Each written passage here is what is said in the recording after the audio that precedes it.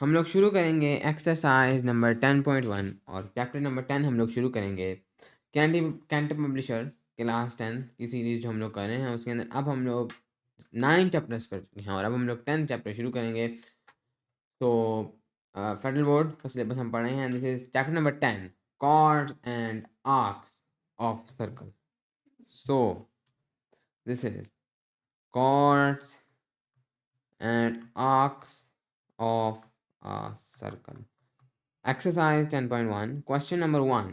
Given the points A 2,3, B 4,7 and C 6,1, determine if these points are collinear, and if not, find the circumcenter and verify that the points lie on the same circle. तो यहाँ पर ये जो उन्होंने आपको 3 points दिए हैं वो कह रहे हैं क्या ये पॉइंट्स कोलिनियर हैं। कोलिनियर यानी कि क्या ये तमाम के तमाम एक लाइन पर आएंगे, और अगर ये कोलिनियर नहीं है इनका सेंटर सर्कमसेंटर निकालें और वेरीफाई करेंगे तमाम के तमाम सर्कल जो हैं वो एक सर्कल तमाम के तमाम पॉइंट्स जो हैं वो एक सर्कल पर हैं। ये यहाँ पर क्या कहना चाह रहे हैं, मैं अगर ग्राफ पेपर लाऊँ तो हम इसको आसानी से समझेंगे। ये ग्राफ पेपर आपको वैसे इसकी डायग्राम बनाने की ज़रूरत नहीं, वैसे मैं आपको एक चीज़ समझाना चाह रहा हूँ। तो अगर मैं यहाँ पर अपना कोऑर्डिनेट प्लेन बनाऊँ और इन पॉइंट्स को हम लोग ड्रॉ करते हैं।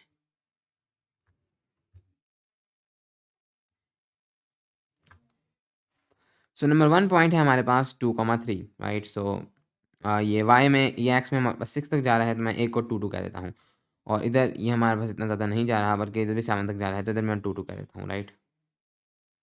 So this is 2, this is 4, this is 6, this is 8, this is 2, this is 4, this is 6, this is 8।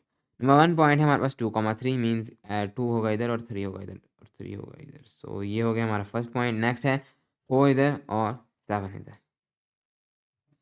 Next point है 6 इधर और 1 इधर। सो ये है हमारे पास वो 3 पॉइंट्स। वो पूछते हैं कि क्या ये 3 पॉइंट्स कोलिनियर हैं, तो हरगिज़ नहीं। कोलिनियर का मतलब है हम एक स्ट्रेट लाइन ड्रॉ करें और वो इन तीनों पॉइंट्स को मिला दें। क्या ऐसा पॉसिबल है? मैं इन दोनों पॉइंट्स को तो मिला सकता हूँ एक स्ट्रेट लाइन से, इन दोनों पॉइंट्स को तो मिला सकता हूँ स्ट्रेट लाइन, क्या लेकिन क्या इन तीनों पॉइंट्स को एक स्ट्रेट लाइन से मिला सकता हूँ? हरगिज़ नहीं। अगर मैंने दोनों पॉइंट्स को मिलाना है मुझे इस तरह करना पड़ेगा और यहाँ पर ये लाइन मुड़ जाती है, तो लाइन को बेंड नहीं होना। ऐसा कोई पॉसिबिलिटी नहीं कि मैं एक ऐसी लाइन ड्रॉ करूँ जो इन तीनों लाइन से गुजर जाए। अगर तो ये तीसरा पॉइंट इधर होता तो बिल्कुल फिर मैं एक ऐसी लाइन ड्रॉ कर सकता था जो इन तीनों पॉइंट से गुजर जाती है। अगर मैं इसको एक्यूरेट ड्रॉ करता तो फिर ये कोलिनियर होता है, लेकिन यहाँ पर ये कोलिनियर नहीं है। लेकिन ऑफ कोर्स ये तो हमने डायग्राम से देखा है, असली में हमें अलजेब्रिकली इसको प्रूफ करना पड़ेगा कि ये कोलिनियर नहीं। इसको प्रूफ करने का सबसे सिंपल तरीका ये है, this is point number A, this is point number B and this is point number C. सबसे तरीका बेस्ट तरीका ये है कि आप ए बी लाइन लें, ए बी लाइन तो है, और फिर ए सी लाइन लें या इवन आप बी सी लाइन ले लें। ये आपके पास एक ट्राइंगल बनता है। अब आप लोग ये चेक करें कि क्या ए बी, ए सी और बी सी इन तीनों का क्या स्लोप सेम है। अगर तो इनके स्लोप्स सेम हैं तो फिर ऑफ कोर्स ये कोलिनियर हैं, क्योंकि अगर तो 3 पॉइंट्स उन तमाम के जो लाइन सेगमेंट्स हैं उनके स्लोप सेम है, इसका मतलब वो सेम लाइन पे है, क्योंकि एक लाइन का स्लोप जो है वो कांस्टेंट होता है। लेकिन अगर इनके स्लोप्स डिफरेंट आते हैं इसका मतलब ये कोलिनियर नहीं है, क्योंकि उनके स्लोप फिर चेंज हो रहे हैं और एक लाइन पर जितने पॉइंट्स होते हैं उन सबका स्लोप सेम रहता है। तो हम इनका स्लोप निकाल लेते हैं। फर्स्ट है हमारे पास ए बी लाइन सेगमेंट। इसका अगर हम लोग स्लोप फाइंड आउट करें, हम किसी भी दो का कर लें और वो दो मैच ना करें तो हमारे पास वो कोलिनियर नहीं होगा। वो दो मैच कर जाए तो वो हमारे पास कोलिनियर होगा।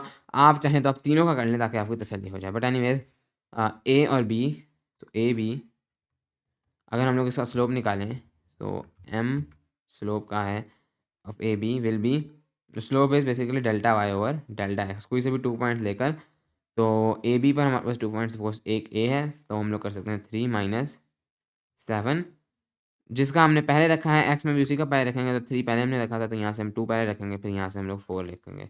This will be minus 3 minus 7 will be minus 4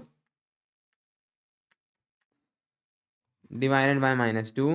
this is 4 divided by 2 which is 2। So इसका स्लोप ए बी का स्लोप 2 है। एम ऑफ बी सी या slope of B C line segment ये हमारे पास क्या होगा, तो इसको भी हम लोग फाइंड आउट कर लेते हैं। Again delta y over delta x.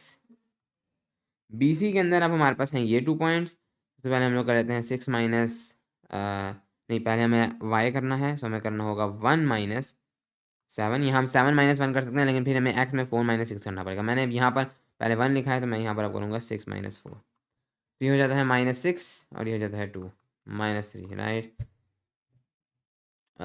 सो हमारे पास इन दोनों के पॉइंट्स ही हैं, इन दोनों के स्लोप्स ही हैं। This is 2 while this is minus 3। तो हमारे पास अगेन एक बहुत बड़ा डिफरेंस है। सो क्लियरली ये दोनों पॉइंट जो हैं वो कोलिनियर नहीं है। हम लोग ट्राई करना चाहें तो इसको ए सी के साथ भी ट्राई कर सकते हैं। अगर हम लोग इसको ए सी के साथ ट्राई करें तो अगेन ए सी जो है यानी या ये वाली लाइन जो होगी, ये जो लाइन है इसका अगर हम लोग स्लोप निकालें तो दिस विल बी 1 -3 6 -2। हम लोग इसको इस तरह से कर सकते हैं, -2 divided by 1 - 3 will be -2, 6 - 2 will be 4, so this will B -1/2। इन तीनों के स्टॉप सेकंड आप देख सकते हैं डिफरेंट है, तो हम कहते हैं no, no these points are not collinear. Next हम पूछते हैं एंड इफ नॉट, अगर वो नहीं है, find the circum centre and verify the points line the same circle. अब अगर तो ये कोलिनियर नहीं है तो इनका सर्कम सेंटर निकालें। What is the circum centre? तो जब भी कोई 3 पॉइंट्स है जो नॉन कोलिनियर है, हम लोग अगर एक सर्कल ड्रॉ करें, यानी हम एक ट्राइंगल ड्रॉ करें एंड देन ये जब ट्राइंगल ड्रॉ हो गया इन 3 पॉइंट्स पे, ऑफ कोर्स ये ट्राइंगल तभी ड्रॉ होगा जब ये नॉन कोलिनियर है। अगर ये कोलिनियर हो फिर ये ट्राइंगल ड्रॉ नहीं होगा, बट हमने ये ट्राइंगल ड्रॉ कर लिया। इसके बाद हमने ये करना है कि हमने एक ऐसा सर्कल ड्रॉ करना है जो इन तीनों पॉइंट से गुजरे। तो हम ऐसा ड्रॉ कर लेते हैं सर्कल कुछ इस तरीके से, राइट। ये क्या मुश्किल चीज़ है, ये हमने ड्रॉ कर लिया। ऑफ कोर्स मैंने अच्छा नहीं ड्रॉ किया, बट हम इसको ड्रॉ कर लेंगे किसी ना किसी तरीके से। जब हम ये सर्कल ड्रॉ कर लेंगे जो इन तीनों पॉइंट से गुजरेगा, तो उस सर्कल का जो सेंटर होगा वो इन तीनों पॉइंट्स का सर्कम सेंटर होगा, या इस ट्राइंगल का सर्कम सेंटर होगा, राइट। तो वो सर्कल जो इन तीनों पॉइंट से गुजरे उसको हम कहेंगे सर्कम सर्कल, और वो जो सेंटर होगा उसको हम लोग कहेंगे सर्कम सेंटर। अब वो हम सेंटर के साथ निकालेंगे तो उसकी खासियत ये है कि अगर हम लोग ये जो ट्राइंगल बना है इसके हम परपेंडिकुलर बाइसेक्टर निकालें हर साइड के, हम इसका परपेंडिकुलर बाइसेक्टर निकालते हैं, राइट। हम लोग इस वाली लाइन का परपेंडिकुलर बाइसेक्टर निकालते हैं, देन फिर हम लोग इस वाली लाइन का परपेंडिकुलर बाइसेक्टर निकालते हैं।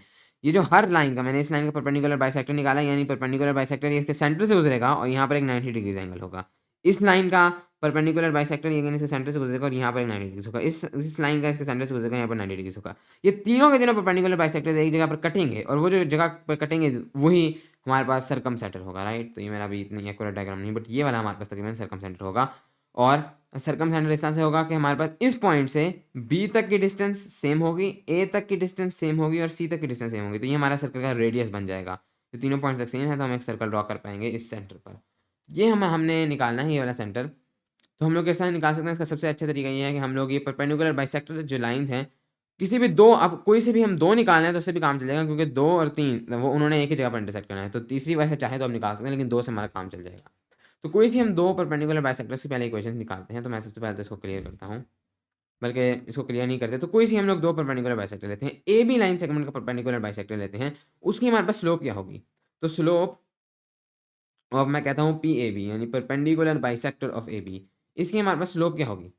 क्या आप मुझे बता सकते हैं? तो क्लियरली हमारे पास ये रूल है, हमने जो 9th क्लास में पढ़ा था कि कोई भी जो दो लाइन्स हैं, अगर आप उन दोनों लाइन्स का जो स्लोप है, वो दोनों लाइन्स परपेंडिकुलर हैं, राइट। तो उन दोनों लाइन से अगर आप स्लोप को मल्टीप्लाई कर दें m1 मल्टीप्लाइड बाई m2, तो आपके पास आता है -1। ये m1 जो है वो आपके पास -1 डिवाइडेड बाई m2 होता है। तो इसका जो स्लोप होगा, इसको मैं कह रहा हूँ एम ए बी, तो मैं इसको एम ए बी डैश कहता हूँ, राइट। इसका परपेंडिकुलर बाइसेक्टर। तो एम ए बी डैश जो होगा that will be the negative reciprocal of this. इसका हमें उलट करना है और साथ एक नेगेटिव लगा देना है। -1/2 स्लोप होगा perpendicular bisector of A B का, राइट। अगर हम -1/2 मल्टीप्लाइड बाई 2 करते हैं तो हमारे पास -1 आता है। यही हमारे पास रूल है कि दोनों को जब हम मल्टीप्लाई करें तो हमारे पास -1 है। तो इसका तरीका ये क्या है, हम इसका रेसिप्रोकल लें, इसको 1 ओवर करें, इसका माइनस साइन, उसका साइन उलट दें, माइनस नहीं उसका साइन उलट दें, तो फिर हमारे पास उसके परपेंडिकुलर बाइसेक्टर का आ जाएगा m of B C dash, यानी इसके परपेंडिकुलर बाइसेक्टर का, इसको उल्टें 1 ओवर -3, साइन उलट दें, सो 1/3। सो 1 ओवर -3 यहाँ बुनियादी तौर पर -1/3, तो साइन उलट दें तो +1/3। तो ये हो गई हमारी चीज़। तो अब हम चाहें तो तीसरे का भी निकाल सकते हैं, लेकिन 2 काफ़ी है, क्योंकि वो 2 भी हम इंटरसेक्शन के पॉइंट निकालें तो काफ़ी हो जाएगा। अगर हम लोग ए बी जो हमारे पास परपेंडिकुलर बाइसेक्टर है, इसका हम लोग वो निकालें, इसकी हम लोग इक्वेशन निकालेंगे, यानी इस लाइन की जो इक्वेशन है, जैसे हमने 9 से पढ़ा था, हर लाइन की एक इक्वेशन होती है जो कि लीनियर इक्वेशन होती है। तो अगर हम लोग ए बी की लीनियर इक्वेशन निकाल लें, तो हम लोग फॉर एग्जांपल अगर यूज़ करें पॉइंट्स लॉ फॉर्म जो हमने 9th क्लास में पढ़ी थी, y - y1 is equal to m into x minus x one, right. ये हमारे पास पॉइंट स्लोप फॉर्म है। जब हमें एक पॉइंट पता हो और एक स्लोप पता हो उस लाइन की, तो फिर हम लोग उस लाइन की इक्वेशन निकाल सकते हैं। तो ये जो एम ए बी है, यानी ए बी परपेंडिकुलर बाइसेक्टर है, क्या हमें इसकी स्लोप पता है? तो बिल्कुल स्लोप पता है। क्या हमें कोई ऐसा पॉइंट पता है जो इस पे हो, कोई सा भी पॉइंट जो इस लाइन पे मौजूद हो? तो बिल्कुल हमें इस लाइन का पॉइंट मौजूद है, वो होगा ए बी का सेंटर। जो ए बी लाइन का सेंटर है, ये परपेंडिकुलर बाइसेक्टर उधर से गुजरेगा, क्योंकि ये बाइसेक्टर है, ये इसके बीच से गुजरता है। तो दिस मीन्स अगर हम लोग इसका मिड पॉइंट निकाल लें ए बी लाइन सेगमेंट का, तो वो हम लोग इधर पॉइंट में पुट कर सकते हैं। तो हम लोग फाइंड आउट करते हैं the mid point of line segment A comma B, right. तो मिड पॉइंट अगेन हम लोग किस तरह से निकालते हैं? हम लोग मिड पॉइंट को सिंपली निकालते हैं x2 minus x1 divided by 2 comma y2 minus y1 divided by 2, right. इस तरीके से हम लोग अपना मिड पॉइंट निकालते हैं अपनी लाइन सेगमेंट का। तो हम लोग फाइंड आउट कर लेते हैं अपना मिड पॉइंट अपनी लाइन सेगमेंट का। तो हम लोग देख लेते हैं, तो कहाँ गई हमारी line segment? A B, right. So हमारे पास ए बी है, ए वाला पॉइंट है हमारे पास, अगर हम लोग देखें दैट इज़ 2,3, और जो हमारे पास हमारा बी वाला पॉइंट है दैट इज़ 4,7। तो हम लोगों को मिड पॉइंट फाइंड करना है इस इस लाइन सेगमेंट का। तो हम लोग देखते हैं कि हम लोग इसका जो मिड पॉइंट है वो हम लोग कैसे फाइंड आउट कर सकते हैं। And one thing, this is plus, right. ये प्लस ही मैंने इसको देखा है, बिकॉज ये हम एवरेज ले रहे हैं, एक्स कोऑर्डिनेट का एवरेज ले रहे हैं इन दोनों के, और वाई कोऑर्डिनेट का एवरेज ले रहे हैं, तो यहाँ पर प्लस आता है form. But anyways this will be 6 divide by 2 which will be 3, 3 plus 7 which will be 5, right. 3 plus 7 10, उसका divide by 2 will be 5। This is the mid point of A B. तो अगर हम लोग अपने इक्वेशन लिखें points of form में A B dash की, तो ए बी डैश इस पॉइंट से भी गुजरेगी और उसकी स्लोप भी ये है। तो मैं इसकी सिंपल वे में इक्वेशन लिख सकता हूँ ए बी डैश की, वाई तो इसी तरह जाएगा माइनस y1, यानी किसी उस स्लोप का जो वो जो पॉइंट है जो हमने निकाला है उसका Y coordinate that is 5, that will be equal to is equal to m इसकी slope that is -1/2 multiplied by x, तो ऐसी तरह आ जाएगा बट माइनस उसका X coordinate. This is the equation of linear equation है, this is the equation of this line. अगर हम लोग इस इक्वेशन को ग्राफ करें तो हमारे पास ए बी आ जाएगा, यानी ए बी डैश आ जाएगा, उसका परपेंडिकुलर बाइसेक्टर आ जाएगा। ग्राफ करना, अब आपको लीनियर इक्वेशन ग्राफ करना हमने इतनी बार सीखा है, आप चाहें तो उसको ग्राफ करके भी देख सकते हैं। आप देखेंगे कि वो इसका परपेंडिकुलर बाइसेक्टर आएगा। इसके बाद हम लोग निकाल लेते हैं अपना जो बी सी लाइन है, वो उसका स्लोप, उसकी जो परपेंडिकुलर बाइसेक्टर होगा उसकी इक्वेशन। तो हमें हमारा स्लोप पता है, बस हमें अब निकालना है बी सी का mid point, right. The mid point of B C,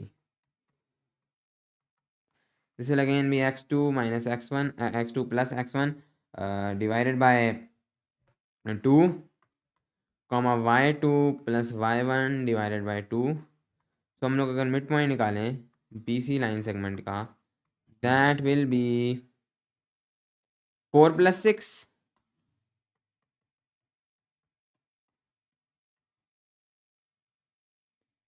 7 plus 1,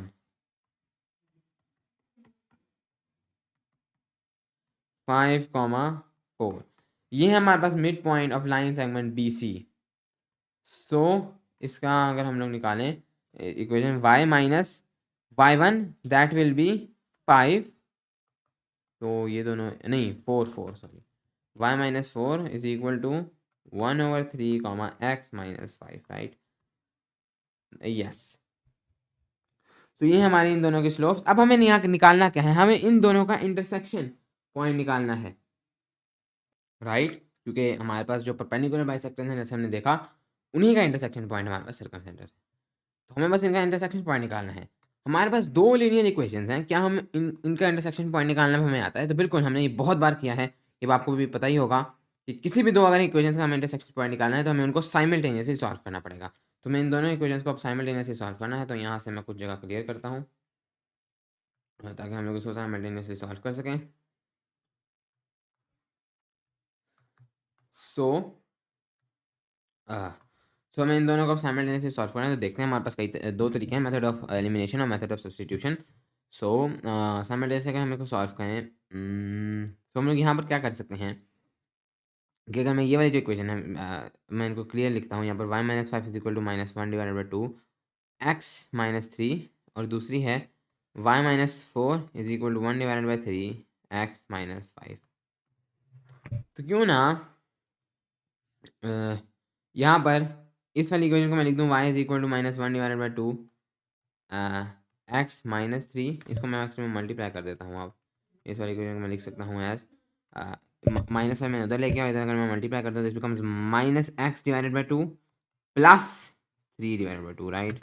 ये बन गया और यहाँ पर आ जाएगा +5 और अगर +3 डिवाइडेड बाय 2 +5 अगर हम लोग कर दें 3 divided by 2 +5 this is 6.5, right. तो ये हमारे पास हो जाता है 6.5, नहीं 6.5 मतलब 13 डिवाइडेड बाय 12, तो 13 डिवाइडेड बाय 2 ओके। तो ये हो गया हमारे पास हमारी y वाली साइड।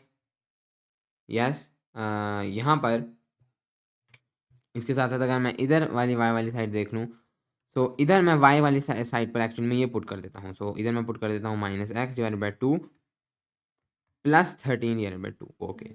-4 = 1 डिवाइडेड बाय, इसको मैं मल्टीप्लाई करता हूँ तो x divided by 3 -5 divided by 3, okay हो गया। अब हम लोगों को x के लिए यहाँ पर हम आसानी से सॉल्व कर सकते हैं। मैं x को एक तरफ लेके आता हूँ -x divided by 2 -x divided by 3 = -5 divided by 3 +4 -13 divided by 12, right.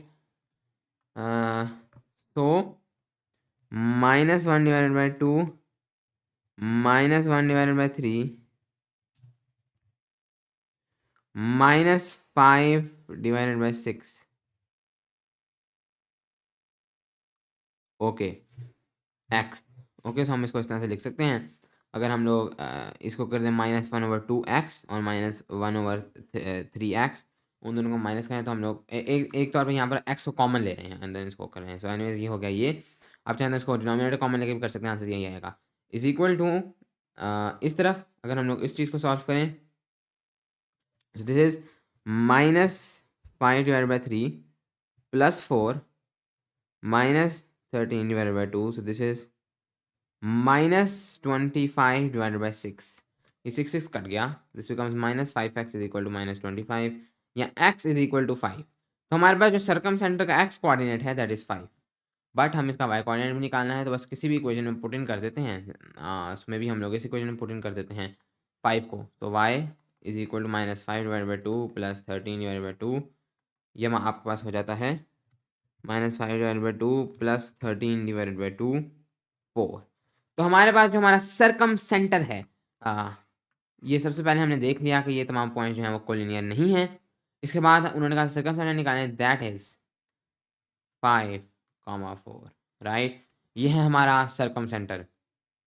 फिर वो कहते हैं verify that the points lie on the same circle. ये वाला काम मैं आपके लिए छोड़ता हूँ।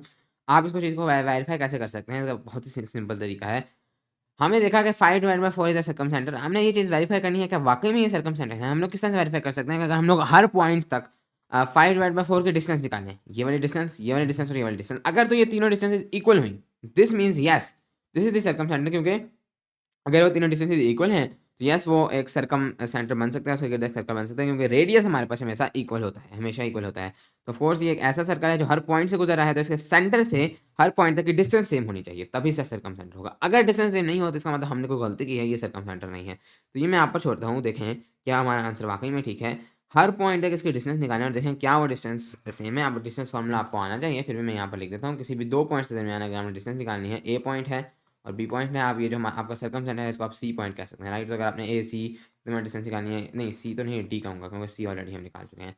तो डी एनीवेज जो भी पॉइंट है, किसी भी दो पॉइंट्स के दरमियान अगर हमें डिस्टेंस निकालनी है, आपको पता है उसका फॉर्मूला है the square root of x1 minus x2 squared plus x plus y1 minus y2, Pythagoras theorem से डिराइव्ड है, जैसे हमने पिछली क्लास में आपने देखा ही होगा। तो यहाँ पास फॉर्मूला है x1 माइनस x2, कोई सा भी आप x1 ले लें, कोई सा भी x2 ले लें, स्क्वायर उसको खत्म कर देगा, माइनस साइन भी हो तो, एंड इससे आपकी डिस्टेंस आ जाएगी। यही आप पहले करेंगे डी ए डी बी के लिए, फिर इसको मैं डी कहना हूँ, इसको मैं डी कहना हूँ। पहले हम निकालेंगे डी बी की D A distance, D C distance, देखेंगे कि क्या वो तीनों इक्वल हैं, then yes this is the circumcentre. तो ये चीज़ मैं आपके ऊपर छोड़ता हूँ। एनीवेज तो हमने अपना सर्कमसेंटर निकाला, दिस इज 5 4। अगर मैं यहाँ पर भी ड्रॉ करूँ 5 और 4, यस यही है हमारा सर्कमसेंटर। तो जो हमने अंदाज़ा लगाया था सर्कमसेंटर का, वो सर्कमसेंटर भी वही आता है 5 और 4। Okay, so yes this is our circumcentre. जैसे हम ग्राफ से भी इसको हमने अंदाज़ा लगा लिया था, हमने अलजेब्रिकली उसको फाइंड कर लिया। मुझे उम्मीद है ये सवाल आपको समझ आई होगी। हम लोग चलते हैं नेक्स्ट क्वेश्चन की तरफ। सो नेक्स्ट क्वेश्चन है हमारे पास ये। इस क्वेश्चन को पढ़ने से पहले हम कुछ थ्योरम्स को पहले देखेंगे। अच्छा, अब ये जो थ्योरम्स हैं ये हमारे पास हमें एसएलओस देते हैं। तो इस बुक के अंदर, ये जो कैंटर वाली बुक है, इसके अंदर जो फर्स्ट एक्सरसाइज है जो हम अभी कर रहे हैं, इससे पहले उन्होंने 3 थ्योरम्स पढ़े हैं। जब हम उन थ्योरम्स को पढ़ लेंगे तो हमें इस एक्सरसाइज को सॉल्व करने में आसानी होगी। वो थ्योरम्स आते कहाँ से ही हैं, वो तीनों थ्योरम्स। तो ये तीनों थ्योरम एक्चुअली में एसएलओस हैं, जो हमारे फर्स्ट 3 एसएलओस हैं इस चैप्टर के। अब आपको एसएलओस, अगर आप हमारी फिजिक्स, केमिस्ट्री और इसके साथ-साथ जो बायो वाली प्लेलिस्ट है या बायो वाली सीरीज़ है इसी रिवीजन की, वो देखना है तो आपको अच्छा एसएलओस का बड़े अच्छे से पता है। ये फेडरल बोर्ड प्रोवाइड करता है। ये असली में बनाता एनसीपी है, लेकिन फेडरल बोर्ड प्रोवाइड करता है। करंटली एनसीपी 2022 और 2022 और 2023 के जो एसएलओस हैं वो हम लोग फेडरल बोर्ड के सिलेबस में हैं। तो उसके अंदर एसएलओस से बुनियाद पर आपका पेपर बनता है और जो बुक है वो इन एसएलओस से बनाई जाती है। तो असली में हम एसएलओस को पढ़ेंगे तो हम बेसिकली बुक को ही पढ़े होते हैं। बुक में एसएलओस को ही देख कर बनाई जाती है। तो ये एसएलओस के अंदर उन्होंने हमें थ्योरम्स दिए हुए हैं, फेडरल बोर्ड ने या एनसीपी ने, और कैंटर वालों ने इन एसएलओस से कॉपी किए हैं वो सारे थ्योरम्स और उसके बुनियाद पे एक्सरसाइज बनाई है। तो एक्चुअली में यही थ्योरम्स कैंटर में भी एग्जैक्ट लिखे हुए हैं। मैं यहाँ से पढ़ देता हूँ। नंबर 1 थ्योरम है, जो वैसे तो इस पूरी एक्सरसाइज में कई सारे थ्योरम हैं, तमाम एसएलओस में हैं। पहले 3 थ्योरम पहली एक्सरसाइज में हैं या पहले 3 एसएलओस पहली एक्सरसाइज में, तो हम इनको देख लेते हैं। नंबर 1 है, one and only one circle can pass through 3 non collinear points. तो आपके पास अगर 3 नॉन कोलिनियर पॉइंट्स हैं, जैसे हमने अभी देखा 3 नॉन कोलिनियर पॉइंट्स हैं, उनसे सिर्फ और सिर्फ एक ही सर्कल गुजर सकता है। तो बिल्कुल उससे सर्कमसेंटर होगा। ऐसा तो नहीं कि दूसरा सर्कल भी गुजरेगा। ये तो एक बड़ी कॉमन सेंस वाली बात है। तो बिल्कुल ये थ्योरम है और यहाँ पर आपने सिंपली इनको अप्लाई करके इनसे प्रॉब्लम सॉल्व करनी है, जैसे हमने पहले वाले में की थी। यहाँ पर अक्सर औकात थ्योरम्स के प्रूफ्स भी दिए जाते हैं, लेकिन जो प्रूफ्स वाला तरीका है वो एक रट्टे वाला तरीका है। इसीलिए इस बार फेडरल बोर्ड में उनको इंक्लूड नहीं किया गया, ना ही उनको एसएलओएस में इंक्लूड किया गया है। तो प्रूफ वैसे बुक्स में दिया जाता है, लेकिन अब उसको याद करने की कोई ज़रूरत नहीं, क्योंकि वो प्रूफ बस आपको कुछ वेरिएबल्स के थ्रू उस चीज़ को प्रूफ किया जाता है। ये वाले जो जितने सिंपल ये थ्योरम्स हैं, ये आप सिर्फ समझ लें तो आपको कॉमन सेंस से इनका आइडिया हो जाता है। तो इस वजह से इनका प्रूफ की कोई ज़रूरत नहीं, पेपर में प्रूफ नहीं पूछा जाएगा। पेपर में आपने सिर्फ इनको अप्लाई करना है। तो पहला थ्योरम तो बहुत ही सिंपल है, किसी प्रूफ की ज़रूरत नहीं है। नेक्स्ट है, solve problems by using the property of circle. A straight line drawn from the centre of a circle to bisect a chord which is not a diameter is perpendicular to the chord. बहुत ही simple है। ये theorem ये कहता है, अगर आपके पास एक सर्कल है और सर्कल में आपके पास एक कॉर्ड है। कॉर्ड सिंपली ये है, किसी एक जो सर्कमफेरेंस है उसके ऊपर यहाँ पैरामीटर है सर्कल का, उससे आप कोई भी एक पॉइंट लें और एक दूसरा पॉइंट लें। इन दोनों के दरमियान आप एक लाइन ड्रॉ करते हैं, दिस इज कॉर्ड। तो फॉर एग्जांपल आपका डायमीटर भी एक कॉर्ड है, राइट, क्योंकि डायमीटर आपके पास 2 पॉइंट्स के दरमियान डिस्टेंस है। This is also a cord, right. हाँ, रेडियस कॉर्ड नहीं है क्योंकि रेडियस सेंटर इसके दरमियान डिस्टेंस है, सेंटर के दरमियान नहीं, 2 सर्कम सेंटर के ऊपर points. This is also a cord, this is also a cord. ये छोटी सी कॉर्ड है, दिस इज ऑल्सो कॉर्ड। बस किसी 2 पॉइंट्स के दरमियान आप अगर डिस्टेंसेस ले लें तो वो आपके पास एक कॉर्ड होगी। अब कॉर्ड, एक chord diameter is also chord, लेकिन बाकी तमाम भी कॉर्ड्स पॉसिबल है। तो वो कहते हैं अगर एक ऐसी कॉर्ड है जो डायमीटर नहीं है, which is not a diameter, तो फॉर एग्जांपल ये वाली कॉर्ड है, राइट। अगर आप इसकी सेंटर आप सर्कल के सेंटर तक जाते हैं, उधर से एक लाइन ड्रॉ करते हैं जो इस कॉर्ड को बाइसेक्ट करें, यानी इस कॉर्ड के सेंटर से गुजरे। अब कई सारी लाइन्स हो सकती हैं, एक लाइन हो सकती है इस तरह, एक लाइन हो सकती है इस तरह, एक लाइन हो सकती है इस तरह, ये तो तमाम लाइन्स हैं, लेकिन एक ऐसी लाइन जो इसके सेंटर से गुजरे, राइट। तो अगर ये सेंटर है सर्कल का तो कॉर्ड के सेंटर से गुजरे या कॉर्ड को बाइसेक्ट करे। बाइसेक्ट करने का मतलब है उसके सेंटर से गुजरे। तो इस तरीके से एक सेंटर से गुजरे तो वो जो लाइन है वो इस कॉर्ड के परपेंडिकुलर होगी, यानी इसके 90 डिग्री पर होगी। एक बहुत ही सिंपल थ्योरम है। अगर आप इसको हल्की अपनी इमेजिनेशन से भी सोचने की कोशिश करें तो समझ आती है। ये कॉर्ड है, मे बी ये कॉर्ड इस तरह थी, तब भी ये सेम रूल अप्लाई होगा। तो कॉर्ड जिस तरह मर्जी हो, जब उसका सेंटर दोनों के सेंटर से गुजरेगी तो ऑटोमेटिकली वो एंगल 90 डिग्री से हो जाता है। अगेन इसको आप प्रूफ कर सकते हैं और आप पढ़ना चाहें तो बुक से पढ़ सकते हैं, इतने मुश्किल भी नहीं होते, लेकिन यहाँ पर इसकी कोई ज़रूरत नहीं है। ये आप कॉमन सेंस से भी समझ सकते हैं। कम से कम इस जो हमारा सिलेबस है इसके अंदर प्रूफ्स इंक्लूड नहीं किए गए। बुक में ज़रूर है लेकिन एसएलओएस में नहीं है, इसलिए पेपर में आपसे नहीं पूछे जाएंगे। आपने सिर्फ इनको अप्लाई करना है। नेक्स्ट है, अब नेक्स्ट जो थ्योरम है, नेक्स्ट जो प्रॉपर्टी ऑफ सर्कल है वो यही है, बस उन्होंने इसको उल्टा करके लिखा हुआ है। कहते हैं perpendicular from the centre of a circle on a cord bisection. तो वो कहते हैं अ, कि अगर हम लोग एक सर्कल लेते हैं और उसके अंदर हमारे पास एक कॉर्ड है और इस कॉर्ड से हम लोग इस सेंटर तक एक परपेंडिकुलर ड्रॉ करते हैं, यानी एक 90 डिग्रीज़ पे लाइन ड्रॉ करते हैं, तो वो जो 90 डिग्रीज़ वाली लाइन है वो हमेशा इसके सेंटर से गुजरेगी। तो बस ये दोनों थ्योरम्स इन्होंने उल्टा के लिखे हुए हैं। पहले कहते हैं जो सेंटर से गुजरेगी वो 90 होगी, अब कहते हैं जो 90 होगी वो सेंटर से गुजरेगी। ओके, तो ये बस दोनों थ्योरम उल्टा कर लिखे हैं। असली में हमने टेक्निकली सिर्फ 2 थ्योरम्स ही पढ़े हैं, ये बस उन्होंने टेक्निकली इनको 3 थ्योरम्स कहे हैं, लेकिन बस उन्होंने उल्टा के एक दूसरे एंगल से उनको समझाया। बट एनीवेज़ ये बहुत सिंपल थ्योरम्स हैं जो कि आपका सिलेबस में इंक्लूडेड हैं और ये कैंटोनमेंट कॉपी की हैं। तो इनके मुताबिक ये आपकी एक्सरसाइज है। तो नंबर 2 क्वेश्चन है, in a circle with centre this, आपके पास एक सर्कल है, इसका सेंटर ये है 0,0, राइट। ये आपका इसके पास सेंटर है। कॉर्ड ए बी है, एक कॉर्ड है ए बी में, अभी ऑफ कोर्स मैं ठीक तरह से ड्रॉ नहीं करा, बस मैं एक कॉर्ड ड्रॉ कर रहा हूँ। कॉर्ड ए बी है आपके पास जो कि डायमीटर नहीं है। ओके, तो हमें पहली इन्फॉर्मेशन मिल गई, हमारे थ्योरम में भी था कि डायमीटर नहीं है, मैं भी यहाँ पर वही थ्योरम यूज़ करे हैं। ए है आपके पास 3,7, आप चाहें तो इसको ग्राफ पेपर पर भी ड्रॉ कर सकते हैं, मैं यहाँ पर नहीं कर रहा। और बी है आपके पास -5,1। ऑफ कोर्स ये हो सकता है कॉर्ड इस तरह से हो, ये हो सकता है कॉर्ड इस तरह से हो, मैंने तो बस एक आइडिया दिया है। Find the coordinates of the mid point of chord A B. पहला काम है मिड पॉइंट निकालना है हमें ए बी कॉर्ड का। ओके, इसका हमें मिड पॉइंट निकालना है, फाइंड आउट कर लेते हैं। मिड पॉइंट का हमें फॉर्मूला आता है। सो हम लोग करेंगे 3 प्लस -5 या 3 - 5 / 2, कॉमा हम लोग यहाँ पर करेंगे 7 + 1 या 8 / 2। तो ये हमारे पास हो जाएगा -2 / 2, 4। दूसरे अल्फाज में इसका मिड पॉइंट है -1, 4। तो ये तो बहुत ही सिंपल है। पहला काम तुम्हारा हो गया, दिस इज -1, 4, राइट। नेक्स्ट है हमारे पास इसी इसी क्वेश्चन के अंदर वो हमें कहते हैं determine whether the line O M is perpendicular to A B. तो क्या ये जो लाइन ओ एम है ये परपेंडिकुलर टू ए बी होगी? तो बिल्कुल, ये तो डायरेक्ट यहाँ पर हमने थ्योरम ही लगाना है। यस, ये जो लाइन ओ एम है क्या ये इस कॉर्ड को बाइसेक्ट कर रही है? तो बिल्कुल, क्योंकि इसके मिड पॉइंट से गुजर रही है, तो यस इसको बाइसेक्ट कर रही है। क्या एक ऐसी लाइन जो सेंटर से जाए और एक कॉर्ड को बाइसेक्ट करे वो इसके परपेंडिकुलर होती है? यस। तो इसका आंसर बहुत ही सिंपली यस है। और इसका रीज़न में आप लोग यही लिखेंगे कि ये हमारे पास एक प्रॉपर्टी ऑफ सर्कल है कि आपके पास कोई भी लाइन जब वो आप सेंटर से गुजारते हैं और वो कॉर्ड को बाइसेक्ट करे तो वो परपेंडिकुलर टू द कॉर्ड होती है। और यहाँ पर वो बाइसेक्ट कर रही है, ये भी बताना है कि यहाँ पर बाइसेक्ट क्यों कर रही है, क्योंकि वो मिड पॉइंट से गुजर रही है। तो जो लाइन मिड पॉइंट से गुजरती है that bisects the line. Okay, next question, if the radius of a circle is 25 centimetre, find the length of a cord that is 15 centimetre from the centre. तो ये क्या कहते हैं कि आपके पास एक सर्कल है,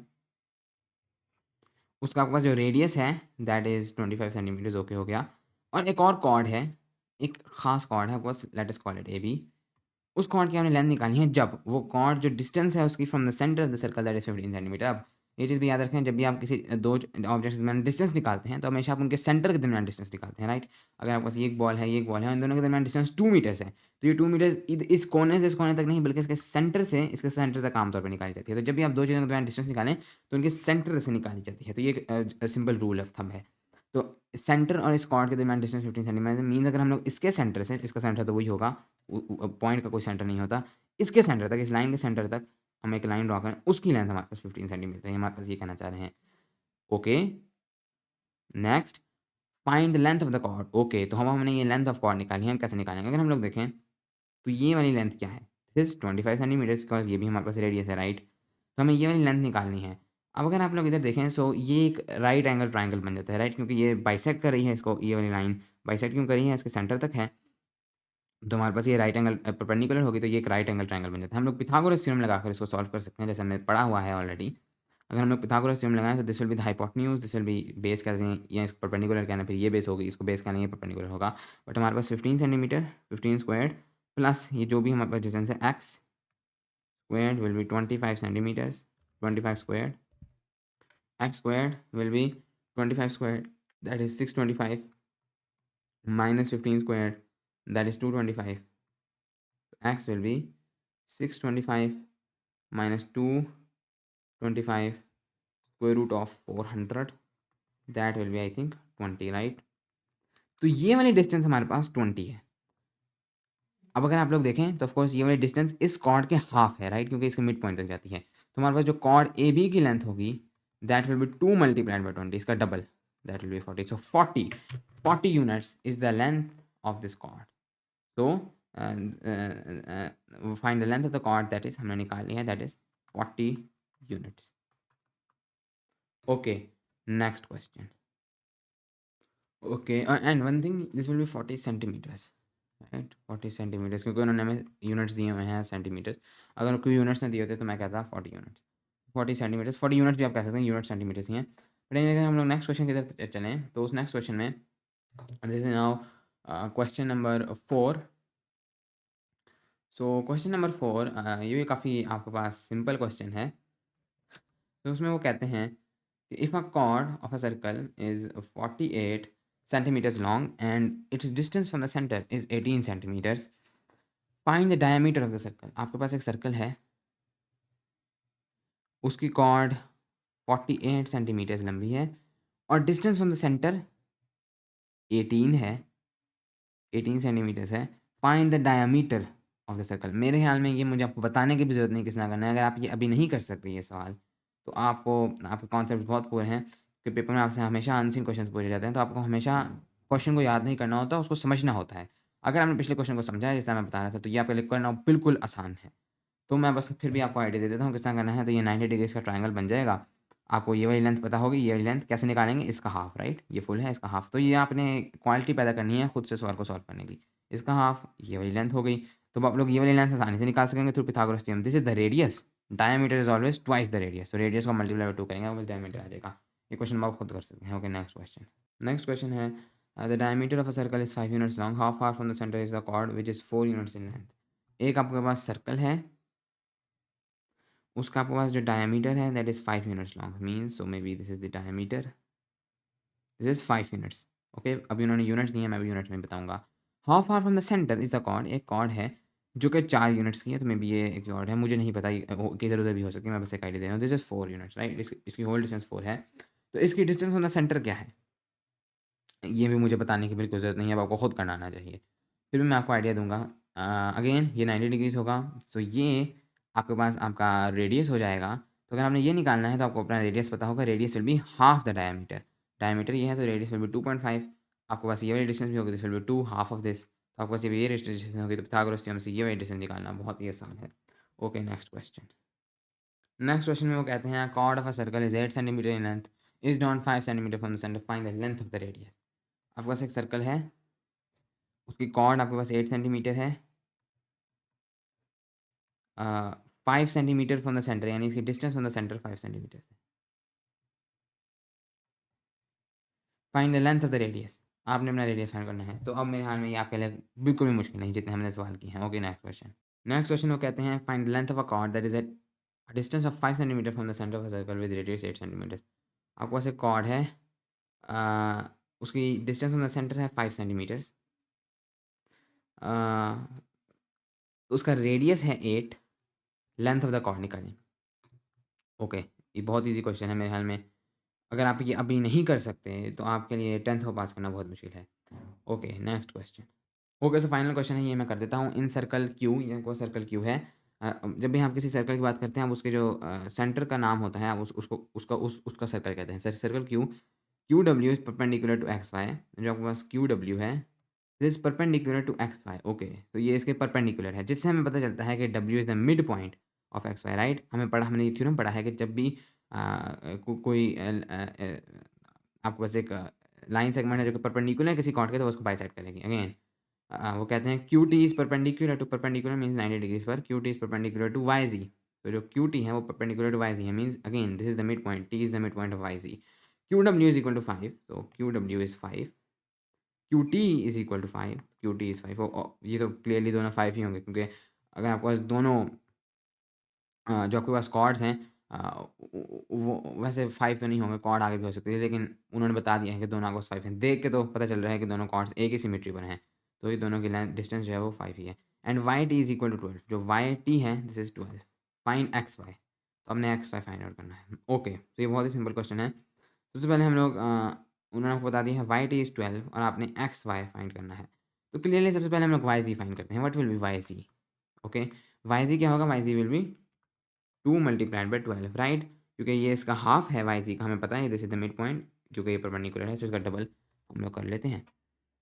24 यूनिट्स, उन्होंने कोई यूनिट नहीं दिए हुए, तो जो डिस्टेंस ऑफ वाई जी है दैट इज 24 यूनिट्स, प्लस आपके पास जो डिस्टेंस ऑफ एक्स वाई है या लेंथ ऑफ एक्स वाई है वो कितनी होगी? तो अगर आप लोग देखें तो हमें हमें पता है कि इन दोनों की डिस्टेंस 5 सेंटीमीटर्स है, और इन दोनों की डिस्टेंस अगर 5 सेंटीमीटर्स है, तो क्लियरली इन दोनों की लेंथ भी आपके पास सेम ही होगी, राइट, क्योंकि इन दोनों की डिस्टेंस सेम है, तो ये एक ही किस्म की कॉर्ड्स हैं, बस दोनों साइड्स में है, तो डिस्टेंस लेंथ इन दोनों की सेम ही होगी, विच मीन्स कि एक्स वाई की लेंथ भी आपके पास 24 यूनिट्स ही है। तो इस क्वेश्चन को हमने सॉल्व कर लिया है।